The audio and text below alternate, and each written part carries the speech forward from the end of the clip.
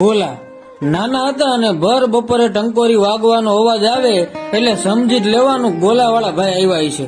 ઉનાળો અમને ગમતો નહીં, પણ મસ્ત મજાના ગોલા ખાવા માટે અમે ઉનાળાની રાહ જોતા. ટંકોરીનો અવાજ આવે એટલે કહેતા મમ્મી પૈસા આપ, ગોલા વાળો આવ્યો છે. એમ કહીને પૈસા લઈને દોડીને ઘરની બહાર શેરીમાં જતા રહેતા. ગોલા વાળો દૂર હોય તો બૂમ પાડતા કે ભાઈ આ બાજુ જલ્દી આવજો. અત્યારની જેમ 100, 200 કે 500 ના ગોલા ના મળતા. અમારી વખતે 2, 5 અને વધીને 10 રૂપિયાના ગોલા તો માંડ મળતા. હા, જો 1 રૂપિયા વાળો પણ મળતો. સળીમાં ગોલા ખાવાનો શું આનંદ હોય!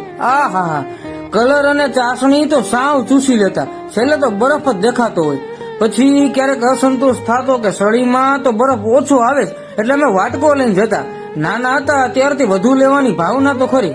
અમે અંદરો અંદર નિર્દોષ ભાવથી લડતા. ભાઈ પેલા મને ગોલો બનાવી દેજો, કે બીજો મિત્ર એમ કે પેલા મને જ બનાવી દેજો, એ મને 2 કલર નાખી દેજો. એ શું અમારી મજા હતી!